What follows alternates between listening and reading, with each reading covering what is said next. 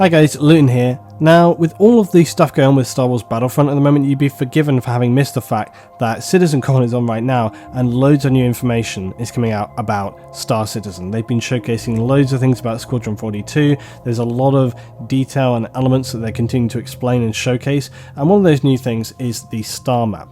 And I thought this would be a good place to start in terms of all of the information that's been released this week, because this is quite simple, quite straightforward, and it just showcased nicely how far forward they're going and how close they are now to sort of really reaching some of those major goals, which is really exciting for everybody.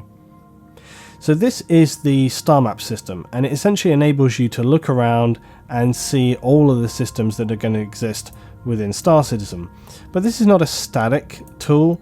It will be continually updated, and as people find new systems, sources of economy and all these different things, that's going to be live updated and added to this. So it'll be a kind of living, breathing source of information for you to find out new places, new areas where you can perhaps build trade routes, areas for your organization to expand into and discover new things. So it's a really fantastic tool. It also will show you jump points. It enables you to find routes. You can bookmark elements. There's different sort of sensory elements there. There's a lot of different stuff going on in this. Up at the top here on this tab, you have the Galaxy tab, which is what we're in right now. You then have the System tab. So if we, for example, go to the Sol system,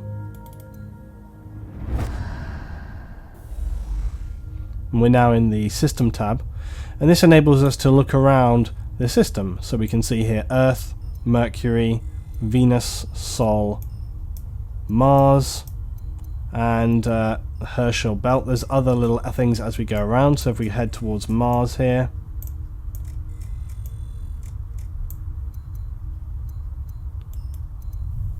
so we can click on other little pieces. As we scroll further out, and you can see it's all done to the true scale, hence why when we're closer in, the distances between, say, Venus, Mercury, Earth and Mars are actually short in the scale of, I suppose, space. But then you see that Jupiter and the other systems are so much further out. Neptune, Pluto, really far out on the ring here. When we go into this, this is the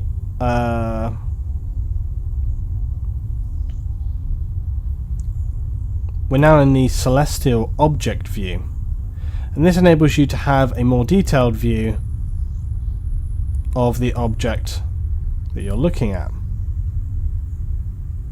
And then you can turn on other things like population, and you can see that there is no population obviously on Pluto, but in other areas there are. So if we turn this off,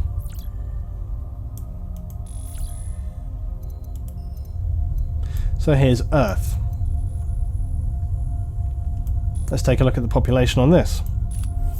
Okay, so you can see at a glance that Earth has a pretty high population.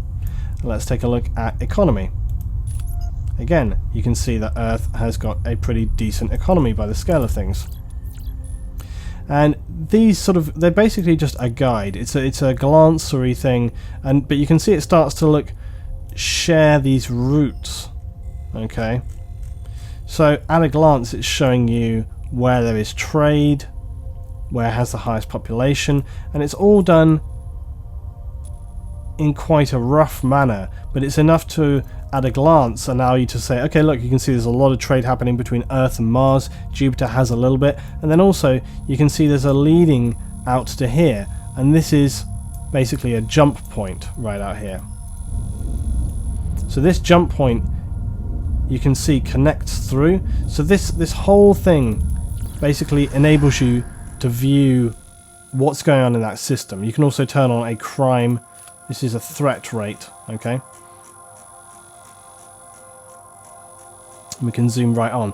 This threat is basically showing you how dangerous these systems are. And you can see that most of the systems around us, and this is the 3D view, look, so you can pan all the way around, and it gives you a true and accurate orientation for where these systems are. You can just move around this whole thing in 3D. There is a 2D version you can turn on instead if you want to, and this basically just keeps everything in 2D. So So you can see right here, this system, the Stanton system, this has a high level of threat.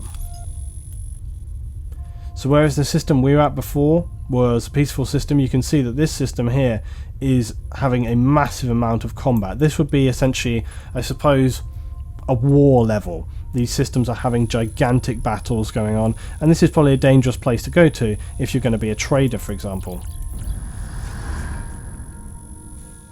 So let's have a look at some of the other things that are here. We also have down here search feature. We have bookmarks. So we have no bookmarks right yet, but again, this is something you can add to as you go along. It's basically enabling you to save celestial bodies, star systems, etc. So these might be useful points that you regularly are using for trading or just general orientation, moving between for missions and objectives, things like this. Routes enables you to basically plan a route between two places. It's kind of like an intergalactic sat nav, and that's kind of what that's doing right there.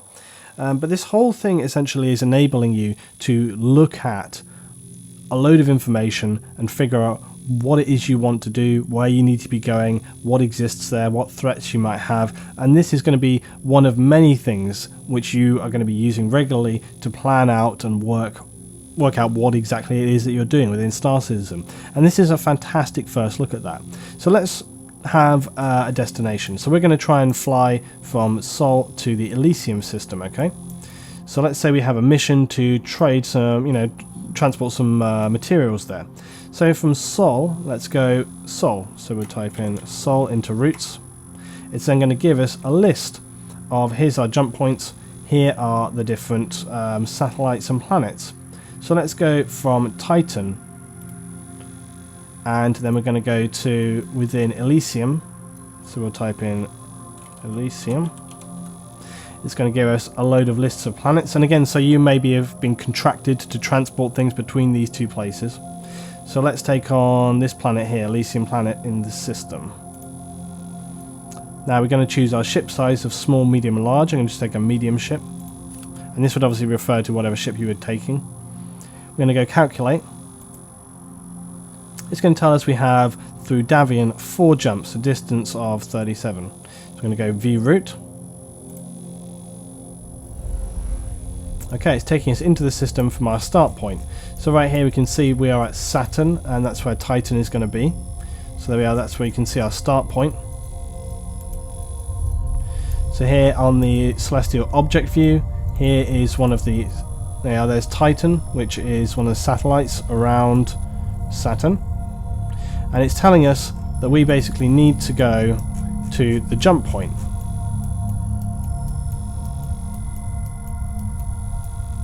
Here is Sol Davin's jump point. Okay, and here we go.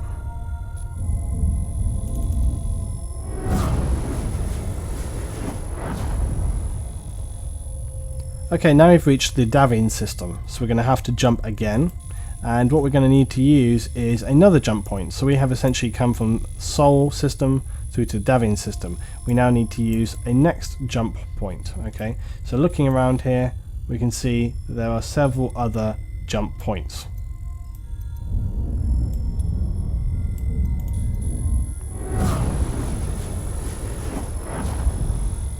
Okay, now we've come through to the Ferren system. So now we have the Ferren Idris jump point. So we come from Ferren to Davian. Okay, now we're going to go from Ferren to Idris.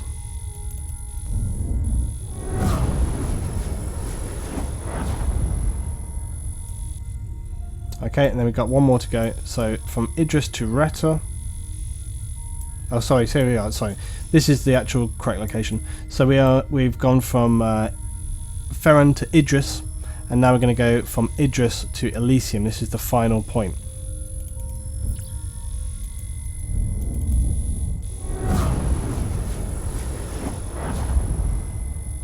Okay, here we are, and then you can see these are other jump points around the Elysium system.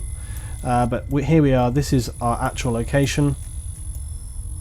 We've come through from Idris to Elysium, and then we're going to move down to the planet itself, Elysium 2. So that would be our destination. So that showcases for you how you would plan a route and transport that. Now that's not actually transporting you, that's not transporting your ship, that's not how it will happen. That will happen in real time yourself using your ship. But this showcases for you, you would plan it out and you'd be like, okay, so now I need to know, where I'm going, I know what I'm doing, and that's how I'm going to get there. So it enables you to kind of plan through a system, and that's going to be very important for you to do, because you might be facing threats around a system, you might be facing dangerous organizations, and you're going to have to plan out different routes to enable you to transport cargo or fulfill your objectives safely.